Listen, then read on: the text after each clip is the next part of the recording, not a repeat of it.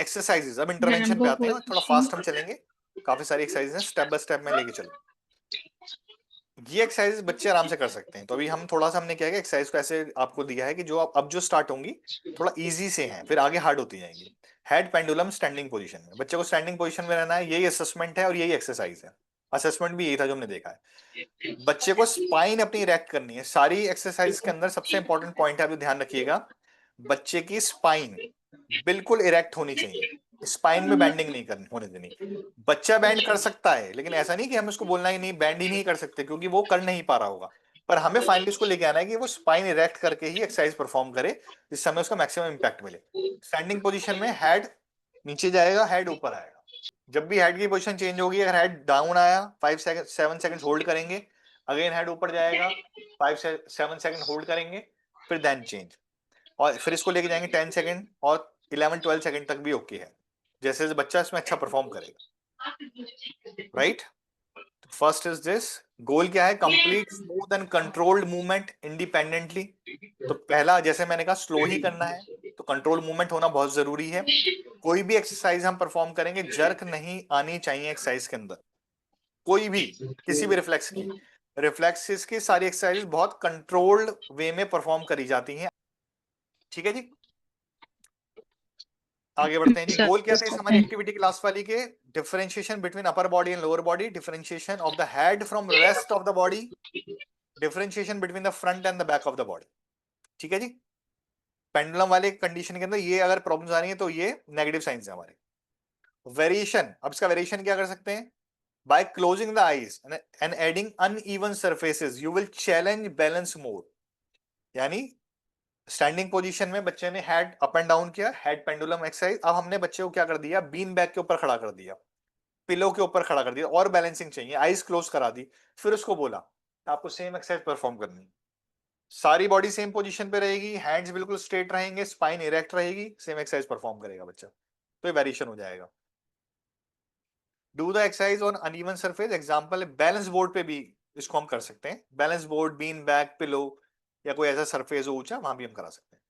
Whole body pendulum, अभी क्या था हमारा, स्टैंडिंग में पेंडुलम था, सिर्फ नेक का मूवमेंट था, इसमें होल बॉडी का मूवमेंट है। होल बॉडी का मूवमेंट कैसे आएगा, इस तरीके से। आप देखिए नंबर 1 फर्स्ट इमेज देखिए, स्टैंडिंग पोजीशन है नॉर्मल, फीट देखिएगा जरा ग्राउंड पे सब लोग, फीट सेम पोजीशन में है, फीट के अंदर कोई चेंजेस नहीं है, आगे की साइड हमने सिर्फ बेंड किया है, then we come back, pendulum position है, we go forward then come back.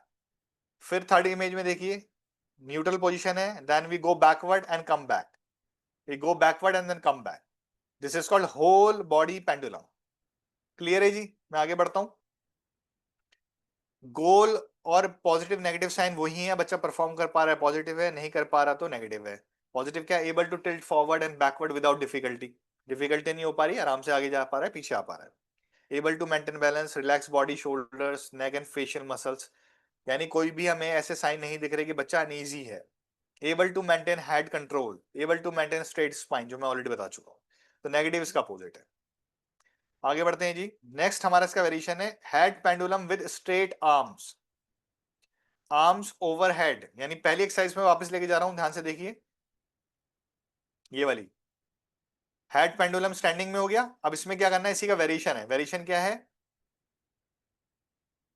आपने इसको स्ट्रेट आर्म कर लिए बिल्कुल, और फिर आप हेड को up and down, up and down, लेकिन जैसे डाउन जाएंगे 7 सेकंड काउंट, 1 2 3 4 5 6 7, अगेन आप 1 2 3 4 5 6 7, देन डाउन, राइट, होल्ड कराना है, तो 10 सेकंड तक आप काउंट करेंगे इसको।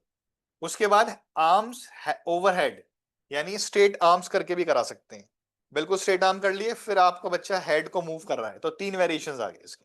स्टैंडिंग पोजीशन में हैंड्स उसके नॉर्मल पोजीशन में, जैसे नॉर्मल हम खड़े होते हैं, फिर हमने हैंड को स्ट्रेट किया ज़ॉम्बी की तरह, स्ट्रेट ऐसे, ठीक है, फिर हैंड को हमने ओवरहेड किया, और फिर हमने नेक को पेंडुलम की तरह अप एंड डाउन।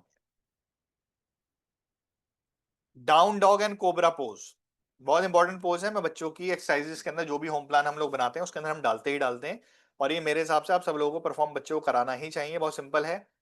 पहला बच्चा क्रॉलिंग पोजीशन के अंदर आ जाएगा नीज के ऊपर, फिर आप सेकंड पोजीशन फॉर्म करेगा आप, जिसको हम योग के अंदर बोलते हैं माउंटेन पोज, माउंटेन पोज से बच्चा ट्रांजिशन में जाएगा कोबरा पोज के अंदर। कोबरा पोज में नेक बच्चे की ऊपर रहेगी, थोड़ा सा ऊपर देखेगा वो, राइट। नेक हल्की सी पीछे रहेगी। जब वो एक्सटेंड करेगा, आप करके देखिएगा पहले, फिर बच्चे को कराइएगा, डायरेक्ट मत कराइएगा, पहले आप करिएगा फिर कराइएगा। फिर वापस थर्ड पोजीशन से बच्चा फर्स्ट पोजीशन पे आ जाएगा, राइट। लेकिन वो नी पे नहीं आएगा, मतलब थर्ड पोजीशन से सेकंड पे आएगा डायरेक्ट, माउंटेन पोज। फिर माउंटेन से कोबरा, कोबरा से माउंटेन, माउंटेन से कोबरा। तो फिर से इसी पोजीशन में ट्रांजिशन करता रहेगा। लेकिन स्टार्टिंग कैसे करेगा? पहले क्रॉलिंग पोजीशन में, जिससे बॉडी का बैलेंस मिले, फिर माउंटेन पोजीशन सेकंड वाली, देन कोबरा पोजीशन, और फिर कोबरा और माउंटेन में ही बच्चा ट्रांजिशन करता रहेगा। बहुत अच्छी एक्सरसाइज है, इसको आप कराइए टीएलआर के लिए, ये बहुत इंपैक्टफुल है। नेक्स्ट नेक्स्ट देखते हैं जी। Just hold for a second, there are few messages in the chat box, let me see what parents are saying. Sir, अगर किड्स पढ़ाई करते समय रोता है तो क्या करें? ठीक है, देखिए रोने का रीजन ढूंढना पड़ेगा ना हमें। अगर बच्चा रो रहा है तो हमें उसका रीजन ढूंढना पड़ेगा, वो रो क्यों रहा है, उसके पीछे रीजन क्या है। पहले वो बच्चा ओवरलोडेड तो नहीं था, किसी चीज से हाइपर सेंसिटिविटी तो नहीं है, या फिर बच्चे में सेंसरी इश्यूज, बहुत सारे सेंसरी इश्यूज सेटल तो नहीं हुए जिसकी वजह से वो बैठना ही नहीं चाह रहा, या वो एस्केप कर रहा है, बिहेवियर है। तो पहले हमें 4-5 कॉज में से समझना पड़ेगा, सेंसरी की वजह से, बिहेवियर है, ओवरलोडेड है, आप समझ रहे हो। तो ये हमें पहले रीजन पता लगाना पड़ेगा, उसके हिसाब से उसका इंटरवेंशन। तो मैंने कहा रीडिंग, पहले रीडिंग करो, आप रो क्यों रहा है। बिहेवियर है तो बिहेवियर टेक्निक्स लगानी पड़ेंगी, एस्केप कर रहा है बच्चा। सेंसरी इश्यूज है, मतलब उसकी सेंसरी नीड पूरी नहीं, सेंसरी नीड पूरी करनी पड़ेगी। बच्चा ओवरलोडेड है, स्कूल से आया बहुत थका हुआ है, एकदम पढ़ने बैठा दिया, नहीं पढ़ पा रहा, खेल के आया बहुत ओवरलोडेड है, काम डाउन नहीं किया, उसको बैठा दिया, तो उसको पहले काम डाउन करना पड़ेगा, यानी उसकी नीड पूरी करनी पड़ेगी, उसको पहले नीचे मिनिमम थ्रेशोल्ड पे लेके आना पड़ेगा, फिर उसको हेल्प करेंगे इस तरीके से। एक क्वेश्चन और आया है यहाँ पे, हंसा पूछ रहे हैं कि बच्चा 5 मिनट तक रहा है सुपरमैन पोज में।